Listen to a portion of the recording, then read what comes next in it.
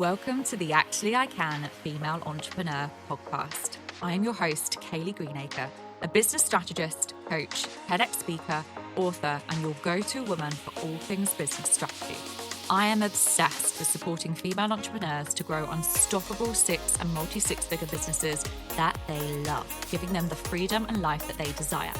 During this podcast, I'll be sharing with you everything that you need to become a successful female entrepreneur, from the mindset shifts to sales and marketing strategies, and how to become an iconic leader that people can't get enough of. It is my mission to help you stand out, attract your dream clients and customers, and sell out of your offers with ease whilst building the business and life of your dreams. Let's make this your reality, ladies. Hello, ladies, and welcome to another episode of Actually I Can, the Female Entrepreneur Podcast. And I'm joined today by the fabulous Jessica Wesson, who is a franchisor and licensor. And in today's episode, we're going to be diving into scaling beyond yourself. So is franchising or licensing the next step for your business? Jessica, or Jess, it is an absolute pleasure to have you here. Thank you so much for coming onto the podcast. Thank you so much for having me. Oh, amazing. We're going to dive into a really interesting topic and something that I've never discussed on the podcast before. So I'm so pleased that you're here as our expert. But before we dive into the topic itself, could you give us a little bit about your journey? Maybe share a little bit about your story and your journey, or how you became a franchisor specifically.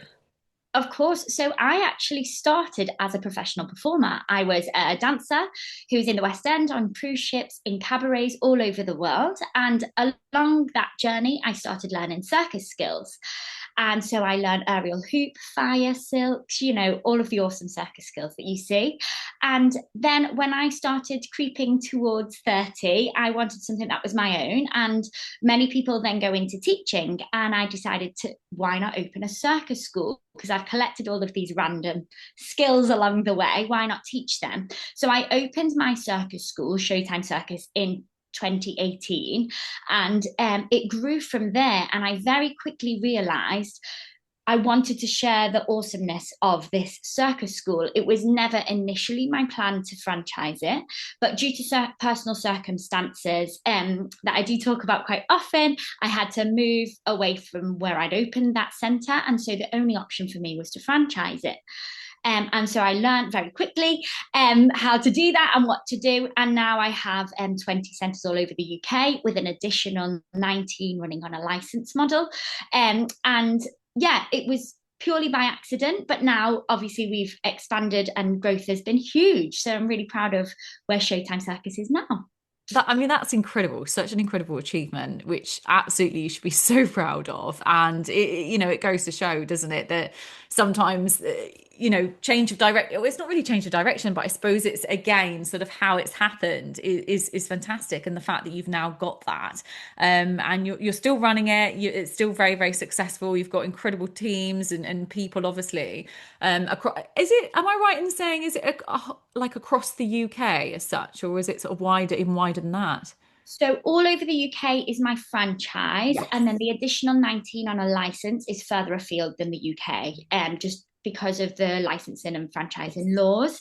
I opted for a license to go worldwide rather than just a franchise. Oh my goodness, incredible. So let's dive into this, because I think this is a topic that, like I said, I've not brought to the podcast before, but also it's a topic that's potentially a little bit misunderstood, or people are just in the unknown in terms of what they can do. So let's dive into this, because I do think that franchising, a lot of people just assume, and to be fair, I was there a few years ago where I assumed franchising was only really for big brands, things like the gyms and the restaurants and the coffee shops that we see, or the brands that we see so often. But what actually is franchising? Can we kind of just break it down a little bit and actually explain what it actually is, first of all, and who it's for? Yeah. So franchising is taking your epic business and then replicating it exactly in a different town or different genre. It's not definitely bound by geography. So it's replicating your business exactly and then keeping going. So for me, obviously as a circus school, it was making sure that children from all over the UK could access this awesome community we'd managed to create. So then someone up in Scotland, all of those children can be part of that magical community. So the business that you have created, you're replicating that. You're not doing that by bringing in a manager. You're doing that by bringing in a franchisee. So that is somebody who completely believes in your brand, who will teach your classes, your syllabus, or replicate your business. If you're not a service provider, replicate your business exactly how you like it done, and will be like, have it in their blood to run it how you want them to. They're your franchisees. They're absolutely perfect for the role. And finding those people is quite difficult, but when you get the good ones, they are absolute gold. Now, licensing, I would say, is creating a strand of your business that other people can add to what they already do. So I think many coaches are really missing a trick here. So if you're a coach with a specific method of how you do things, I'm thinking of you here, Kayleigh, and you and other coaches could add that specific method to what they do, why couldn't that be a license that you license out to other coaches to run that method with their clients, and they pay you a license fee? So franchising is replicating exactly your business with your franchisees. Licensing, I would say, is replicating a strand of that business for other business owners to add to what they already do. Interesting. Very interesting. And such a great explanation for our listeners, because again, I think people hear this term so often. It's just really good to hear from someone who is an expert in it of, exactly what they mean. So let's go that kind of step further then. So we might have some listeners that are thinking, oh, okay, this sounds like pretty awesome, like quite a good idea. At what point should business owners start thinking about one or the other, either franchising or licensing? Honestly, if I could start again, I would start right from the beginning. Really? Wow. So if I was going to give advice, where ideal world, we've got a magic wand, start thinking about franchising or licensing your business straight away. So for everyone listening, that will be right now. Because you can't franchise or license chaos. If everything is in your head, you're never going to be able to scale that beyond yourself, right? So if you start thinking instantly about how to franchise or license your business, all that's going to do is get everything out of your head and into an ops manual, which is a fancy way of saying a to-do list, like a book of a step-by-step what to do. And it just even doing that will massively help you as a business owner, because you don't need to replicate it every time. So say you get somebody comes on board and you do steps 1 to 5, and then 3 months later, somebody comes on board and you're doing steps 1 to 5 again. But if you've already written them down, you can pass them to them and they can do them themselves. So you're taking yourself out of the work. So I would say do it right now, is put everything down on paper, in a document somewhere, step by step, so that when you're ready to take that step of franchising and licensing, it's already there. So spend the week being like, what am I doing right now? Write it down and do it every single day. And yes, it does take time to do that. But by the time you've done every single element of your business, you've got a gorgeous ops manual. You're ready to go. Yeah. So creating separate SOPs and just kind of really creating that entire process, documenting it down. And then that is something that you could potentially then pass on to someone to, to open up a franchise or to be able to lead in that way. Exactly. And even your learning, so even your marketing, if something flops, people don't think to add that. It really adds value when you're like, I tried this doesn't work, because your franchisee can be like, well, I'm not going to try that didn't work. And it saves them time, right? So adding everything, your wins, your fails, your everything, you're giving your franchisee the best chance if you give them the most that you can. So right from now, start documenting what works, what doesn't, how you do everything. And then when you're in a position to franchise, you're giving them the best opportunity to hit the ground running. Do you know what? This is amazing. And it's really interesting as well that you were saying to really think about it earlier on, because even I, before we even came on this podcast, even I was under that assumption of franchising and licensing is perfect for when you're ready to scale the business. So I think there's some misconceptions around this, including in myself. And are there any other big kind of misconceptions that people have around franchising or licensing that you know of that you might be able to share with us today? Yeah, I think there's a stigma around franchising. I do. I think that even my franchisees and people everywhere think franchisors just sit and count their money. And that most definitely isn't true. There's a lot that goes on behind the scenes. And as a franchise, you really are protecting your brand at all times, and you can never switch off from that. There's never a moment where you can't keep making sure that your brand is out there in the correct way. And I do think, yeah, there is a stigma that, you know, I can just do it myself, and ultimately you possibly could, and you would also fail a lot. And this is why things are in a franchise model, so that you don't fail. It's literally there so you can pick it up and run it yourself without the failings, without the learnings. You know, running a franchise is like almost getting a business in a box. It's super duper easy. You get it and you run it. You don't have to do all of the difficult stuff that we've done to start with. And that, I think, is a misconception. Yeah, absolutely. And in terms of, if someone's listening to this and they're thinking, okay, this actually sounds like a really good move, I want to know more about it. Now, you've obviously already said that, you know, start documenting things and making sure you're kind of building, I mean, a manual or whatever you want to call it, in terms of being able to potentially pass it on. Is there any other certain foundations that you would say that a business owner has to have in place before they approach franchising or licensing? Yeah, I would say to know exactly what their model is, exactly what their magic is, why your franchise, why your business, what is your model exactly? And I call it bottling your magic. What is in that bottle? So it's not just a string of things, it's also those magical ingredients that make it what it is. That needs to be super clear. And also, there needs to be no gray.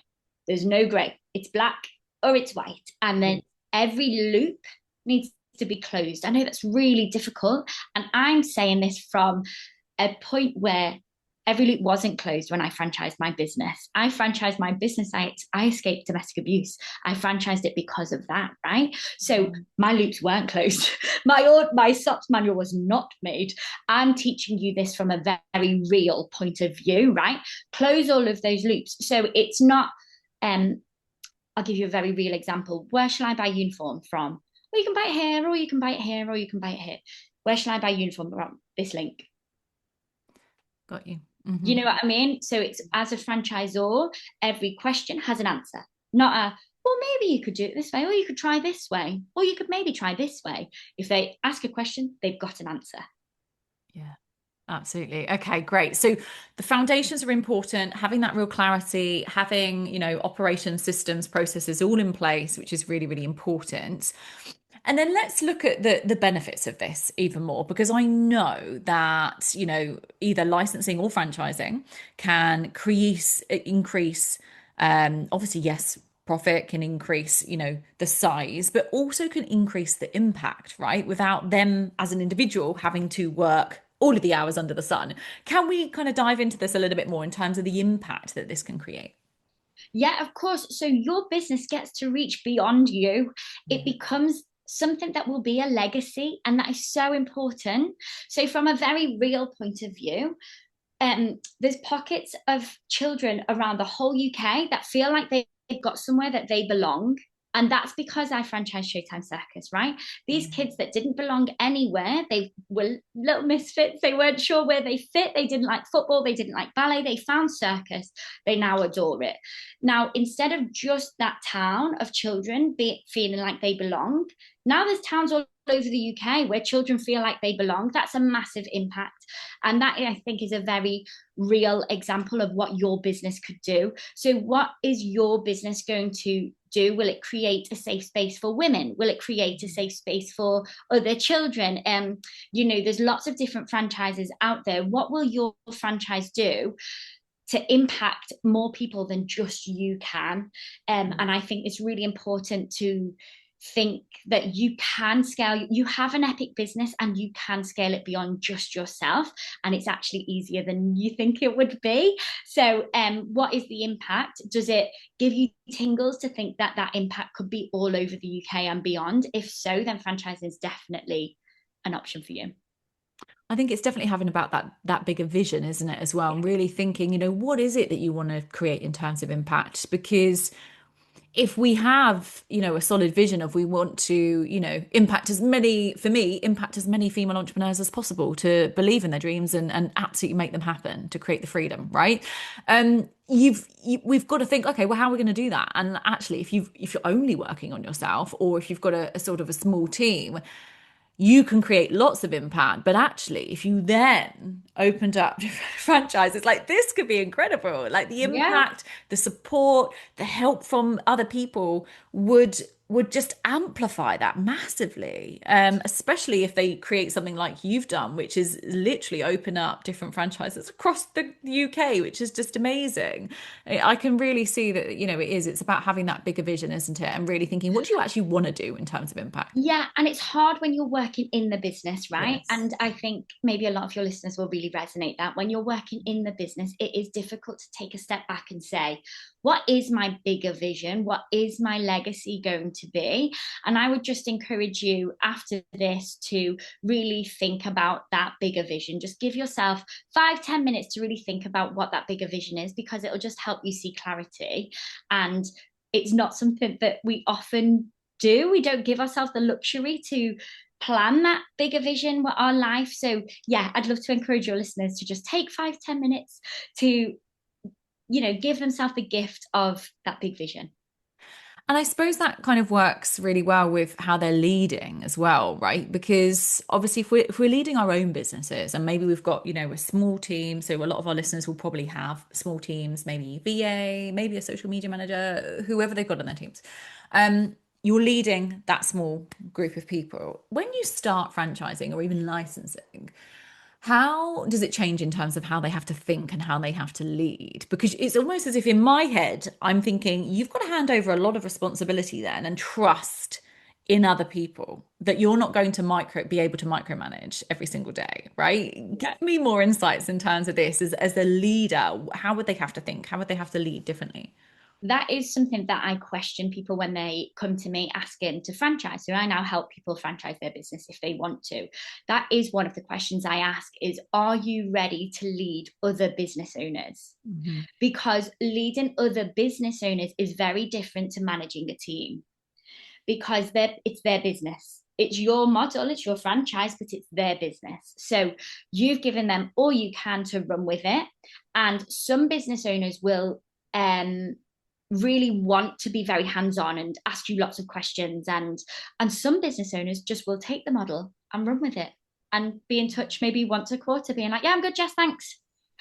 So, are you ready to manage a business owners? That is the big question. But you find, as I said before, you find those right business owners, you find the right franchisees for you, and your job is very easy. You get some tricky ones are more work than all of the golden ones put together, So yeah, I would say you have to really step into the role of, you're not managing a team anymore, you're managing business owners, and that's a different way of thinking. Yeah, definitely. And then finding your people, like you said, finding the right people, again, this is still your business and you'll be leading this. So you can absolutely, I'm assuming, and I am assuming here, you can choose the right people for you and your business and how you want to scale that, how you want to create more impact in a wider sense. Yeah, choose the right people for your model. Yeah. And this will be very different for very different businesses. I love that each franchisee puts their own stamp on Showtime, because they attract the kids that gel with them, right? And if all of them were trying to be this inauthentic version of me, the Mm. kids would be like, oh, they wouldn't gel as well. But I love that they're all quirky, they're all great. When we all get together, it's just like, what a glorious bunch of people we have here. And I love that. So different businesses will be very different. So are they business owners that replicate it exactly, or are you happy for them to put their own spin on it to attract their own clients? And that's a question you need to ask yourself when you're franchising. When you're licensing, there's a little bit more freedom there anyway. But with a franchise, it's replicated, but with their stamp on it. And how much freedom do you give them with that stamp? Yeah. And I think one of the questions that I'm sure many people will be thinking, if this is of interest to them, is what is the setup cost to this? And I know it will probably be different for everyone, but is there any guidance or advice you can give around sort of setting up and sort of what they're kind of looking at when it comes to sort of investments and just making sure that they set it up in the most effective way?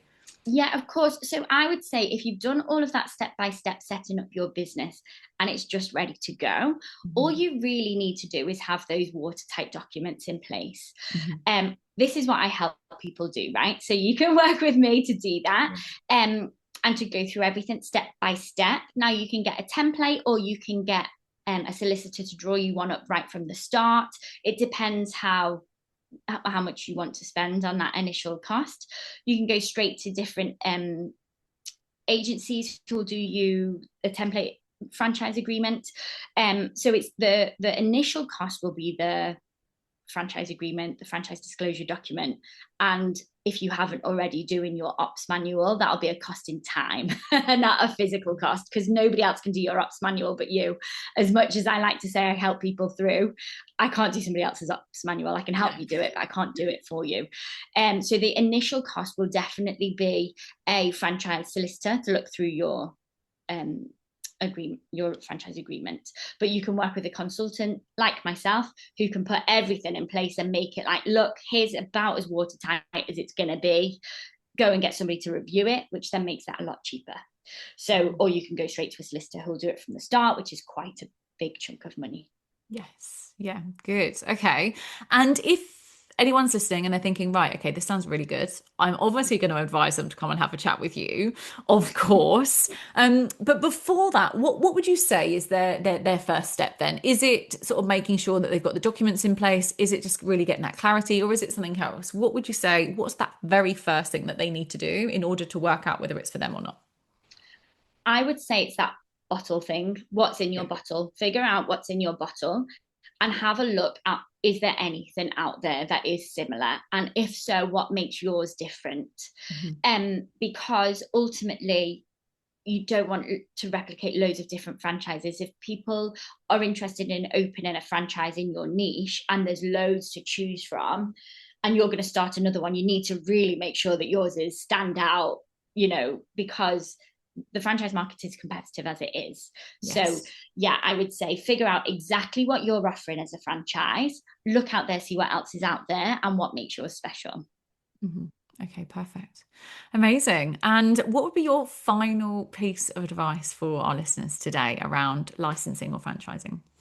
Honestly, do it. I think people are really put off by the legals behind franchising. And whenever they speak to any franchise consultancy, all they'll say is the legals, the legals, the legals.